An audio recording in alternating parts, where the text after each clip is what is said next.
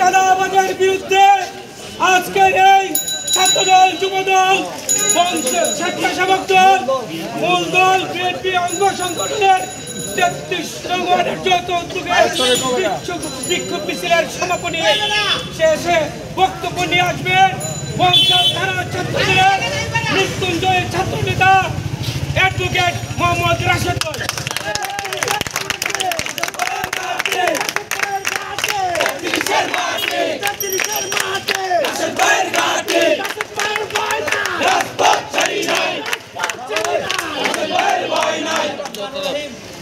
আজকের এই বিক্ষোভ সমাবেশে আগত ছাত্রদল, যুবদল, বংশাল থানা অন্তর্গত ৩৩ নম্বর ওয়ার্ড, বংশাল থানা যুবদল, ছাত্রদল, যুবদল, স্বেচ্ছাসেবক দল, বিএনপি সহ সকলকে আমার যুবদল বংশাল থানার পক্ষ থেকে এবং আমার ব্যক্তিগত পক্ষ থেকে শুভেচ্ছা ও সংগ্রামী।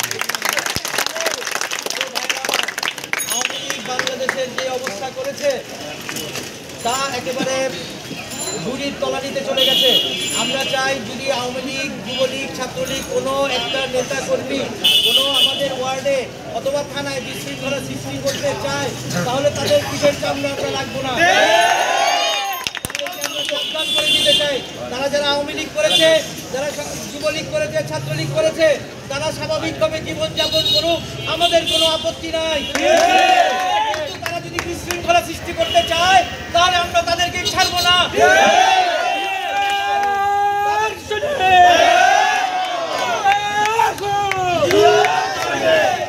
তাদেরকে আমি হুঁশিয়ার করে বলে দিচ্ছি তারা যাতে মাঠে না নামে, তারা তাদের স্বাভাবিক জীবনযাপন করে।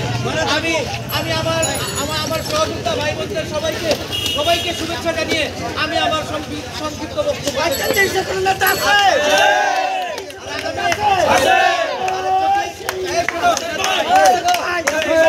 যুবদল প্রতি সোমবার ৩৩ নম্বর ওয়ার্ড যুবদলের কর্মী সভা এখানে হবে এবং প্রতি বুধবার ৩০ নম্বর ওয়ার্ড ছাত্র দলের কর্মী সভা এখানে হবে।